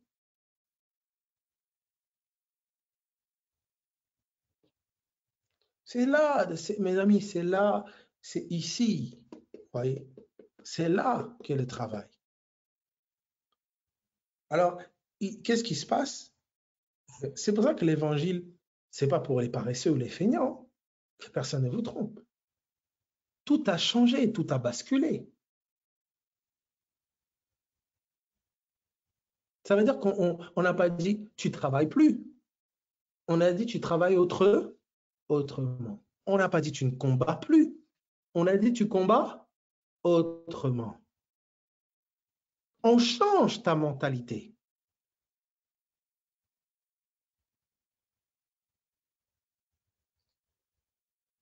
Oui. Je ne sais pas ce que Parole Vivante dit de ce passage, ça pourrait être intéressant. Vous comprenez ça? Donc regardez maintenant ce qui arrive lorsque Exode, quand Moïse vient donner la parole. Vous voyez comment le cœur de Moïse est travaillé? Et quand Moïse vient de donner la parole, on vous dit que l'impatience, d'accord? L'impatience les poussèrent. L'impatience et la dure servitude firent qu'ils rejetèrent la parole. Une épreuve difficile et de l'impatience peut faire que tu rejettes la parole de Dieu. Moïse est venu avec la parole et l'impatience a fait qu'ils ont rejeté. L'impatience et la dure servitude.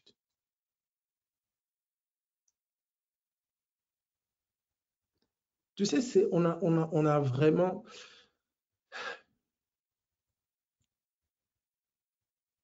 Il y a beaucoup de choses on a mal appris.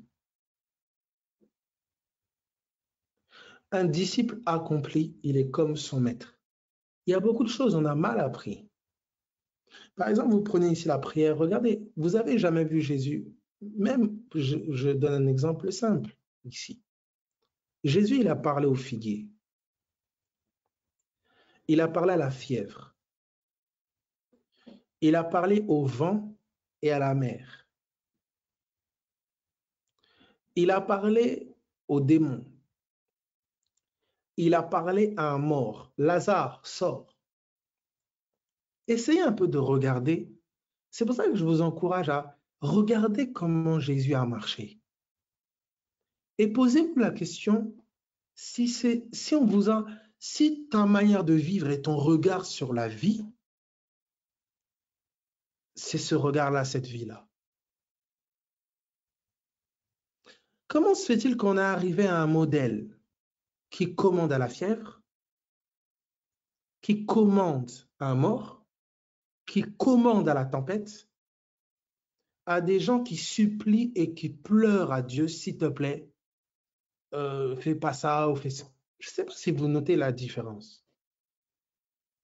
Comment on est passé d'une mentalité de roi à une mentalité d'esclave? Quelqu'un est passé par là, Satan.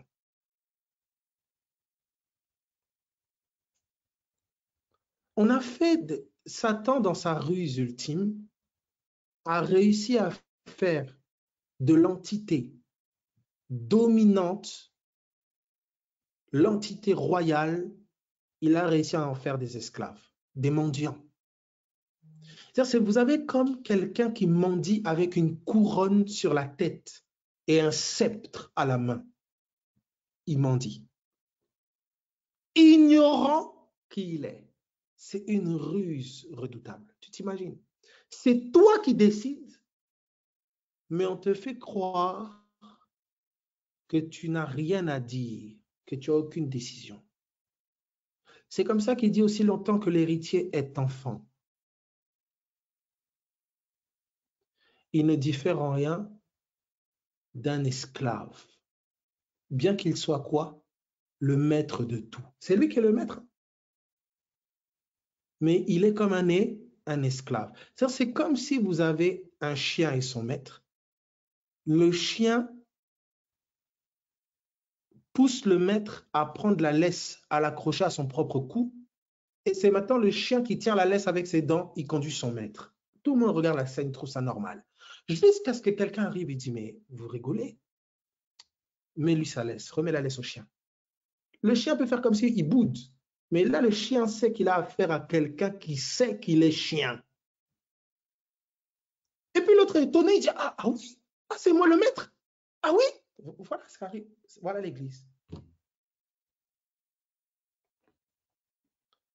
Un démon qui va te dire, je vais te tuer, je vais te tuer. Depuis qu'il dit ça, tu es toujours là. Tu vois pas que c'est quelqu'un qui ment. C'est ça, la ruse. Vous voyez pourquoi on vous parle dans le combat de résister aux ruses du diable. Mais ce temps-là est en train de terminer au nom de Jésus. C'était déjà le temps, mais ce temps termine déjà pour nous ou pour nos vies, pour nos cœurs. Que les ruses de l'ennemi tombent maintenant, parce que le peuple est éveillé. Au nom de Jésus. Ce n'est que le début, c'est sur des années. C'est sur des années que les choses vont s'établir. Mais je vous dis, dans 10 ans, dans 20 ans, il y aura une génération dangereuse. Et les enfants aussi qui arrivent derrière, qui vont voir déjà des pères et des mères marcher déjà avec une certaine mentalité. Eux n'auront pas été biaisés et souillés, pollués avec les mentalités religieuses. Au nom de Jésus-Christ. Satan a très chaud. Il y a une génération très dangereuse qui arrive, qui est déjà là. C'est pour ça, selon la grâce qui nous est faite, avançons. Annonçons la parole autant, vivons-la autant que nous pouvons la vivre. Mais soyons conscients que l'objectif, c'est que Christ soit révélé. Arrête d'être dans la bassesse seulement de ton égoïsme, argent, maison, voyage, mariage. Arrête de penser qu'à ça. Pense un peu. Sens-toi sur les choses d'en haut. Le Seigneur va se charger de ces choses. Le Seigneur va se charger de ces choses. Il est celui qui orchestre. Non, laissez-moi parler de certaines choses, s'il vous plaît. Je termine sur ça. Je parle aux gens qui, oh, tu cherches maison, travail, etc. On n'a pas dit, il faut rester chez toi, tu appelles le travail, tu appelles la maison, on n'a pas dit ça. Comme on n'a pas dit, tu commences à courir à gauche, à droite, on n'a pas dit ça non plus. On dit, fais selon la conviction du Saint-Esprit dans ton cœur. Fais selon la conviction du Saint-Esprit dans ton cœur.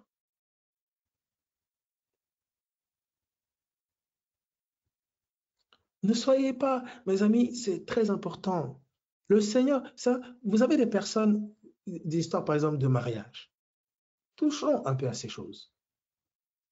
C'est-à-dire, Vous avez des personnes, un homme qui va commencer à courir après des femmes à gauche, à droite, une femme qui va commencer à courir après. Mon ami, mais tu n'es pas une prostituée, tu n'es pas un prostitué, tu n'es pas à vendre.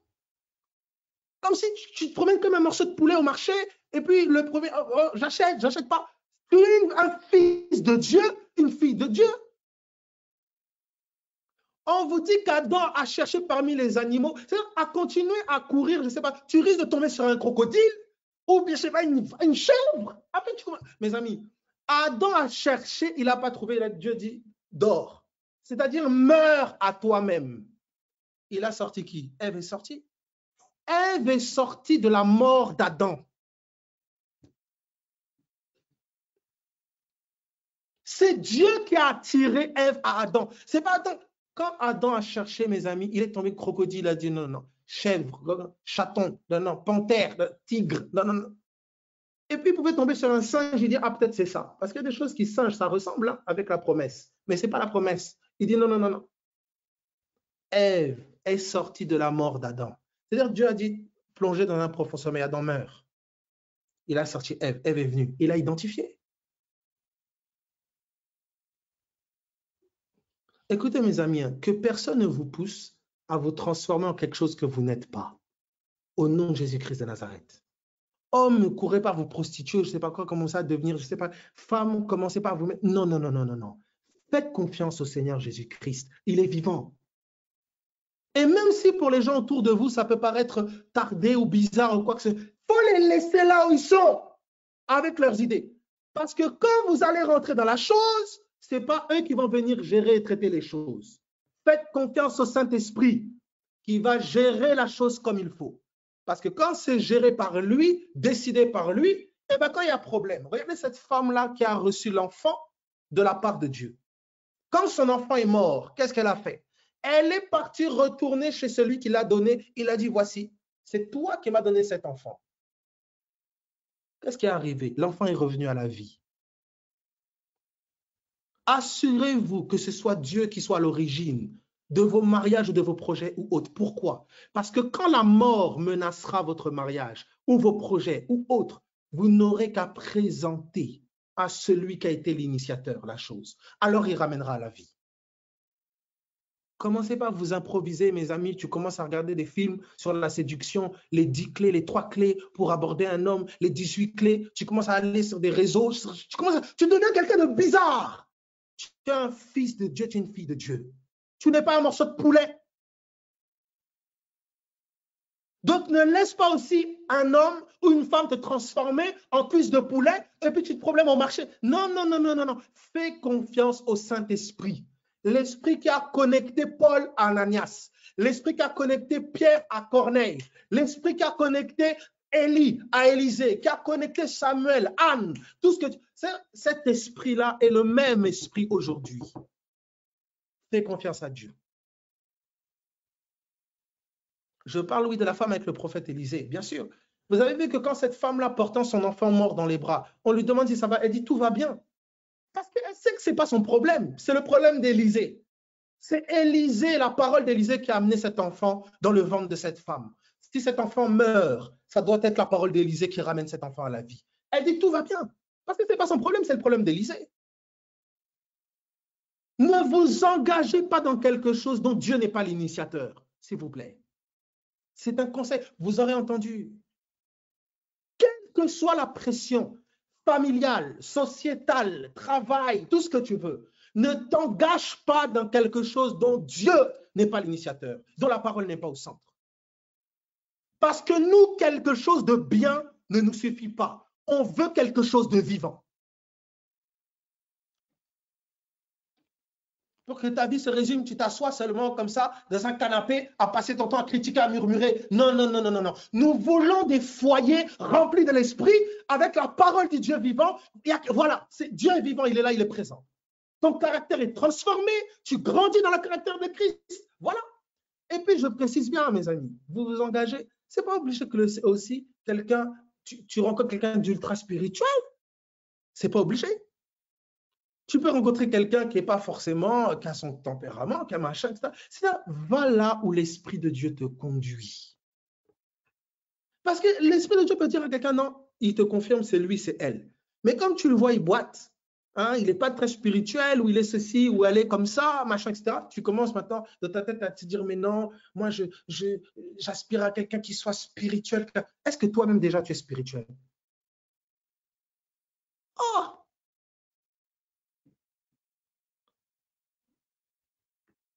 C'est le spirituel ou la spirituelle à laquelle tu aspires. Mais elle aussi a pris là-bas que non, oh, quelqu'un de spirituel. Toi-même, tu n'es pas spirituel. Écoutez, prenez là où Dieu vous fait grâce. Et là, et Dieu est un Père aimant. Il ne va pas te faire grâce des miettes ou je ne sais pas quoi. Non. Et ce sera toujours dans la pensée de Christ. Toujours pour que Christ soit glorifié. C'est pourquoi tu peux être tu vas être peut-être engagé dans quelque chose que ton caractère va être façonné en Jésus-Christ. Ce ne sera pas forcément quelqu'un de parfait ou quoi que ce soit. Vous allez parfois vous maturer ou vous transformer au contact de l'un de l'autre ou je ne sais pas. Arrête avec des cloisons dans la tête. Cherche seulement une seule chose. Seigneur, est-ce que c'est toi? Est-ce que tu es d'accord avec ça? Que me conseilles-tu, Seigneur? C'est ça. Assure-toi que le Seigneur soit ton conseiller. Pas ton père, pas ta mère, pas ton frère, pas ta sœur, pas la cousine. Non, non, non, non, non, non, non. Assure-toi que le Seigneur soit ton conseiller.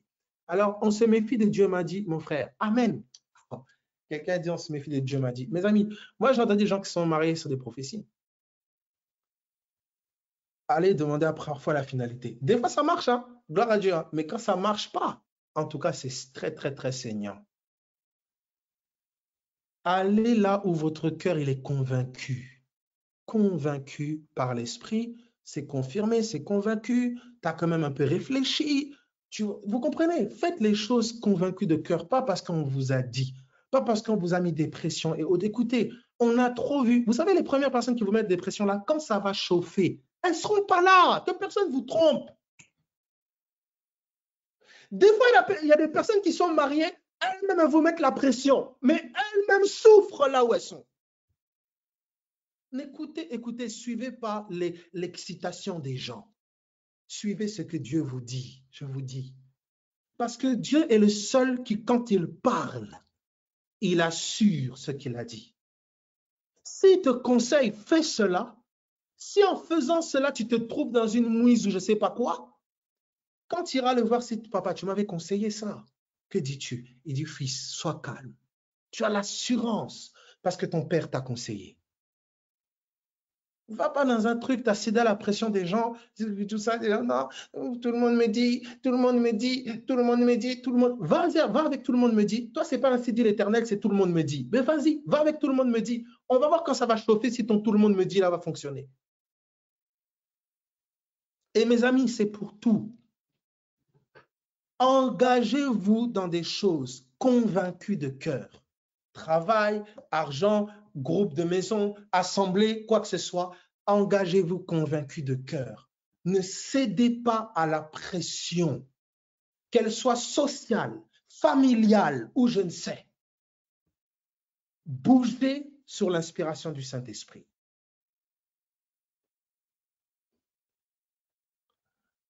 Donc, je ne sais pas si je suis un peu clair. Donc, ce n'est pas suffisant qu'un frère, une sœur, il vient te voir et une sœur, il vient te dire, ah, Dieu m'a dit que oui, Dieu m'a dit que c'était... Toi, tu n'as rien reçu. Dieu t'a rien dit, tu n'as rien reçu, rien, rien, rien. Non. Si le Seigneur, il parle, regardez, vous avez vu que Dieu a parlé écoutez, hein, moi, je ne suis pas du genre à m'immiscer dans les histoires des couples, etc. Si tu veux t'embarquer avec, je ne sais pas moi, n'importe qui, un homme, une femme, un voyou, une prostituée, un drogué, c'est ton problème. Peut-être que Dieu va le transformer ou la transformer, je ne sais pas. Je parle la parole de Dieu. Et je veux seulement m'assurer qu'on ne torde pas la parole de Dieu. Parce que des fois, j'entends des choses, c'est terrible. On va dire à un homme, oui, fais comme ça, cherche à gauche, à droite, fais comme ça, fais comme ça. Mais mes amis, c'est terrible. J'ai entendu qu'on dit, oui, mais regarde, tu devrais commencer à mettre un peu des mini-jupes, tu devrais mettre plus un peu ton décolleté en avant. Comment on peut donner des conseils comme ça? Toi, enfant de Dieu, fils de Dieu, fille de Dieu, écoute pas des choses comme ça. C'est satanique. On est en train de t'embrasser un esprit de séduction pour commencer à te... Je sais, écoute, fuis-toi. Quand je sais pas. Moi, je sais pas. De toute façon, moi, je sais pas qui va commencer à dire... Je sais pas. Maintenant, on n'a pas dit aussi, tu deviens bizarre, et puis tu dis, non, dans ma bizarrerie, l'Esprit de Dieu. On n'a pas dit ça, sois équilibré. Marche selon la sagesse divine. Vous comprenez? Marchez selon la conviction de Dieu. Marchez selon les principes de Dieu. Dans la droiture du Seigneur. N'allez pas corrompre votre standing. Vous comprenez? Pour vous rabaisser aux choses terrestres, charnelles, tout ça. Non, non, non, non, non. Marchez dans le principe divin. Voyez? Assurez-vous que si vous allez quelque part, ça ne remette pas en cause vos principes fondamentaux, qui est l'amour du Seigneur Jésus-Christ. C'est la base. Quelqu'un peut ne pas croire les mêmes choses que vous, ne pas croire, mais le fondamental qui est Jésus-Christ, c'est votre pierre de fondement. Vous comprenez? Quelqu'un qui n'accepte pas Jésus, il ne peut pas t'accepter. Comment il va t'accepter? Toi et lui, vous faites un. Comment il va t'accepter? Donc, vous comprenez quand je dis quelqu'un qui n'accepte pas Jésus, je n'ai pas dit quelqu'un qui n'est pas converti. Il y a des personnes, vous savez, qui ne sont pas forcément converties, mais elles ne vont pas aller contre Jésus. Hein. Au contraire, elles respectent Jésus, c'est juste qu'elles ne sont pas convaincues elles-mêmes, mais elles respectent Jésus, elles acceptent Jésus, ses principes, c'est ça, elles acceptent cela. Vous comprenez? Donc, c'est pour ça, soyez conduits par le Saint-Esprit. Soyez conduits par le Saint-Esprit. C'est très, très, très important. Et être conduit par le Saint-Esprit, parfois, ça va remettre en cause tes convictions à toi. Tu vois, vous avez des personnes, on leur a dit, ah, surtout pas les catholiques, parce que tu es protestant. Ou d'autres, on a dit, catholiques, surtout pas les protestants, les évangéliques, attention. Vous comprenez? Ce n'est pas une affaire de ça. C'est une affaire de cœur. Marchez par la conviction du Saint-Esprit. C'est ça. C'est lui qui va connecter. Et vous allez voir que quand il connecte, il y a une fluidité. Il y a quelque chose de fluide, il y a quelque chose de divin qui est là. Faites confiance au Seigneur. N'allez pas sous pression d'un pasteur ou d'un homme ou d'une femme où vous vous sentez comme forcé sous une pression qui n'est pas la pression divine. Parce que vous pensez que vous allez céder à la pression de votre travail ou de votre pasteur ou de votre famille, etc., alors vous ne savez pas que vous êtes en train de céder à la pression d'esprits qui sont derrière. Et notez-le bien, Satan peut te faire faire quelque chose qui paraît être pas grand-chose sur 5 ans, 10 ans, 15 ans, 20 ans. Mais tu dois savoir que le Seigneur pense en termes de génération. Il pense en générationnel. Le Seigneur pense très loin. Ça veut dire qu'on peut te mettre quelque chose dans les pattes aujourd'hui qui va te déranger dans 30 ans. Marchez selon le Seigneur, convaincu par le Seigneur. Ne marchez pas pour plaire à des gens, pour satisfaire, je ne sais pas moi, les pulsions des gens, je ne sais. Non, vous ne marchez pas pour satisfaire quelqu'un. Vous marchez pour satisfaire le Dieu vivant. C'est Christ qui doit être votre moteur et votre conducteur. Et je vous garantis que si vous êtes fidèle à Jésus, tous ceux qui doivent être honorés seront honorés par votre vie. Parce que Jésus, vous aurez tout mis entre ses mains. Mais ne mettez pas une partie entre les mains de Jésus, l'autre partie, vous voulez faire votre sauce. Mes amis, vous regretterez. Il y a combien de serviteurs, de servants de Dieu qui sont dans des prisons parce qu'ils se sont engagés, que ce soit, quand je parle d'engagement, ce n'est pas forcément homme ou femme, hein, mais c'est aussi dans quoi que ce soit, un engagement, quoi que ce soit qui n'avait rien à voir avec Dieu. Faites vraiment confiance au Seigneur. Et c'est là où il y a le Seigneur, vous allez voir, il y a sa pensée qui est là. C'est pour ça, ne soyez pas attachés à la forme, mais il n'y a que le Seigneur qui connaît le fond. Ne soyez pas, soyez fiers de vous attendre au Seigneur. Soyez fiers que vous aspiriez à ce que lui connecte, à ce que lui gère votre vie. Soyez fiers de ça. Moi, au début, j'avais des gênes. Hein. J'étais un peu honteux, gêné de certaines choses dans ma vie qui étaient comme, et tu n'oses pas dire aux gens, oui, tu comptes sur le Seigneur pour ça. Ou tu fais, mais aujourd'hui, mon ami, mais c'est sans toi gêné de venir me voir pour oser prétendre que mon Dieu n'est pas capable. Soyez fiers de Jésus-Christ. Soyez fiers. Si un homme peut te présenter quelqu'un, si une femme peut te présenter quelqu'un ou je ne sais, à combien plus forte raison le Saint-Esprit? Certains vous diront, oui, mais comment tu peux savoir que c'est Dieu? Dieu ne me connaît pas pour me dire que c'est lui. Si j'ai une relation avec lui. Mon père me parle, je sais reconnaître que c'est mon père au téléphone, non? Dieu va me parler, je ne vais pas le reconnaître, Dieu ne me connaît pas. C'est pour ça. Ne soyez pas, mes amis, ne vous faites pas avoir par des raisonnements terrestres charnels. Faites confiance au Seigneur, c'est très très important. Qu'il conduise vos pas, qu'il dirige vos décisions. Mais sachez-le, le Seigneur, il ne va pas prendre la décision à ta place. Vous comprenez? N'oubliez pas, c'est des choses, les choses terrestres et terrestres. Il va te conseiller, il va t'aiguiller. Et en fonction de l'espace que tu lui donnes, il va prendre cet espace-là. Mais tu seras en face de décisions et de choix. De choix qui mettront en avant ta foi ou qui la mettront en retrait. Mais dans tous les cas, vous comprenez, c'est le Seigneur, il est là et tu as des décisions à prendre. Tu as des choix à faire en sachant que tu marches avec le Seigneur. Vous savez, quand vous dites à quelqu'un, je ne sais pas moi, quelqu'un qui veut vous offrir quelque chose, si vous commencez à lui dicter tout ce qu'il doit faire, tout ce qu'il doit, vous comprenez, c'est la personne va prendre le risque de choisir telle chose ou telle chose en fonction de la place et du rang que la personne te donne. Vous comprenez? C'est-à-dire qu'il y a des choix que le Seigneur va te regarder faire. Ces choix vont le mettre soit lui en avant, soit lui derrière. Beaucoup parfois attendent la volonté de Dieu par rapport à certaines choses, alors qu'en fait, cette volonté, elle est dans leur cœur. Et c'est une décision, c'est un choix que Dieu les appelle à faire. C'est pour ça, dans ce choix-là, assure-toi d'avoir son conseil. Il te conseillera comme un père aimant et il prendra le temps. Vous comprenez? Faites-lui confiance. Faites-lui confiance. L'une des ruses de l'ennemi, c'est de presser les gens, avec toutes sortes de raisonnements et d'excuses qui sont des excuses du monde. Depuis que nous avons accepté Jésus, nous ne vivons plus comme des gens normaux. Nous ne sommes plus normaux, nous sommes premièrement animés par la vie de l'esprit. Comment tu peux trouver normaux des gens qui parlent à un esprit, qui vivent par un esprit? Comment tu veux les trouver normaux? Comment tu vas aligner leur vie avec les codes du monde? Nous ne fonctionnons plus ainsi. Tu vas dire, ah oui, l'autre, il a trouvé une femme, je ne sais pas où, sur un truc de réseaux sociaux. Ah, lui, parce qu'il avait fait comme ça, regarde lui. Ta vie, tu ne peux pas la comparer au voisin, à la voisine. Ta vie est unique.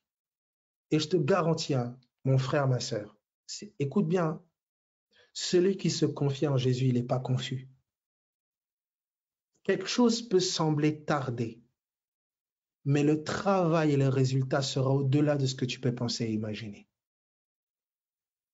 Fais confiance au Seigneur en toutes choses. Et n'en aie pas honte. Sois fier de lui faire confiance. Vous voyez? Donc, être chrétien, ce n'est pas être naïf. C'est être très intelligent parce qu'on a remis Dieu à sa place. Je vais marcher sur le conseil de ma tante ou mon oncle ou ma mère ou mon père, qui est un être humain comme moi, qui va aux toilettes comme moi, qui est limité même dans son raisonnement et sa logique, puisque c'est un être humain, et je ne vais pas marcher sur le conseil de Dieu.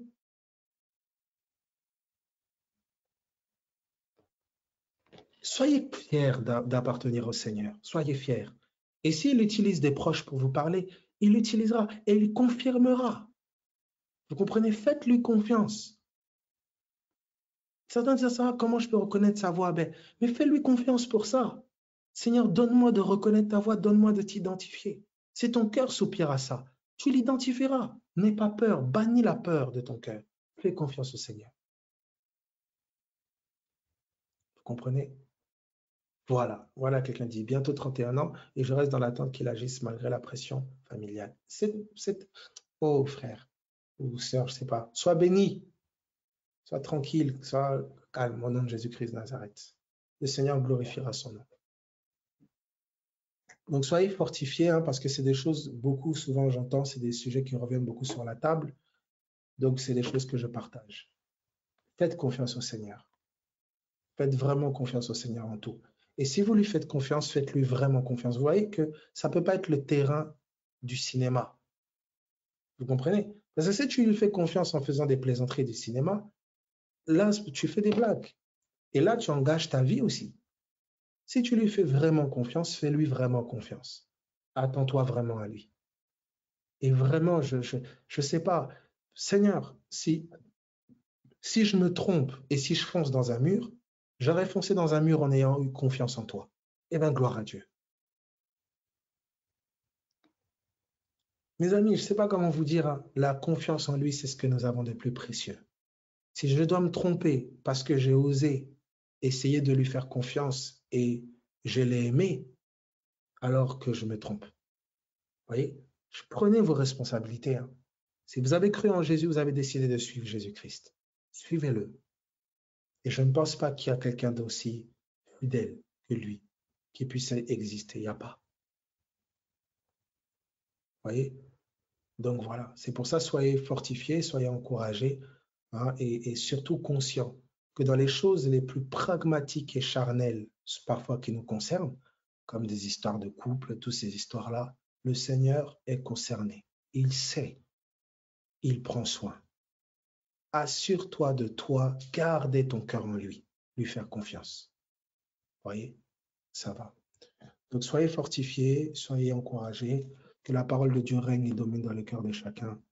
Bon courage vraiment à tous, hein, que voilà, que le Seigneur vraiment vous fortifie et voilà, vous garde tous. Allez, bon courage, soyez bénis.